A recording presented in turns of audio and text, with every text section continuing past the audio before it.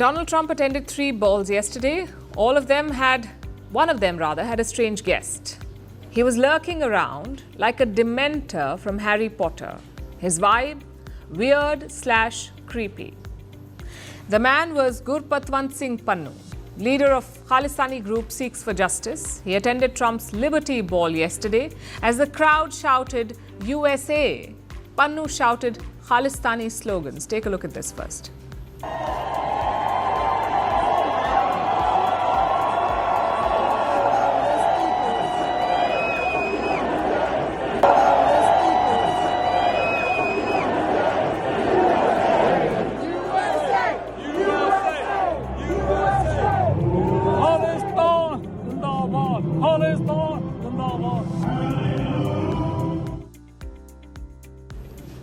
Like I said, creepy/weird. His vibe was more Jeffrey Epstein than inauguration.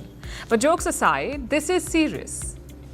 Pannu is a designated terrorist in India. He leads a banned separatist organization and he wants to carve India up. So how did he end up at Trump's party?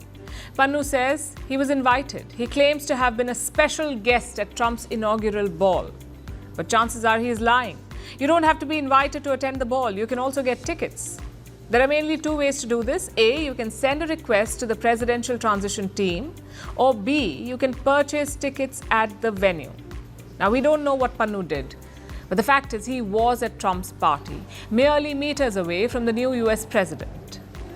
Until we get the full picture, it's hard to talk about the politics, about whether this was a message to India. But we can say this. The US has consistently dropped the ball on this one.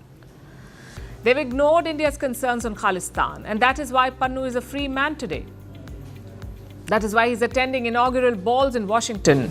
His strategy is pretty clear. Pannu wants to portray himself as close to Trump, as having political patronage in the US. And we saw an example of this in 2019 as well. In his first term, Trump hosted a special event on America's Independence Day. Gurpatwant Singh Pannu was there too. Take a look.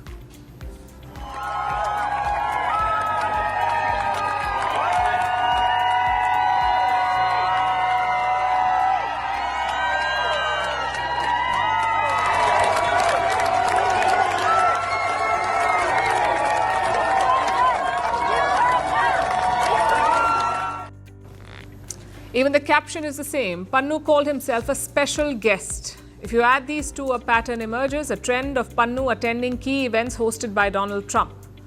Is he buying these tickets, or is Trump's team helping him out? That's what India will want to know, because the answer has broader implications. It is true that India-US ties have grown in the last decade, but it's also true that recently things have unraveled a bit. The US has accused Indian officials of trying to kill Pannu. They also have an Indian suspect in custody. His name is Nikhil Gupta. In addition, US prosecutors have implicated an Indian intelligence official, Vikas Yadav, who also faces charges in India. The question is, will Trump continue this investigation or will he abandon it? There is no public record of Trump's Khalistan policy. The only indications are his cabinet picks. Trump's national security advisor appears sympathetic to India's concerns. His name is Mike Waltz. As a lawmaker, he criticized Khalistani violence. But Trump's assistant attorney general is the opposite, an Indian-American lawyer named Harmeet Dhillon. She is a known Khalistani sympathizer. I'm afraid this is not enough to draw conclusions, so India must be prepared for all scenarios. You cannot assume that Donald Trump will crack down on Khalistanis. You need to give him a reason to do that. Make a case against Khalistani groups. Show their links to Justin Trudeau in Canada and expose their appetite for violence. This is a good chance for India to take control of the narrative. Trudeau is heading out in Canada. Biden is gone from the White House. So now is the time to press the advantage to turn the tables on Pannu and company. From breaking news to the day's biggest controversies, shedding light on the world's top headlines, detailed analysis on the stories that matter the most to you. Catch it all on Spotlight at 6 p.m. India time and 12:30 GMT.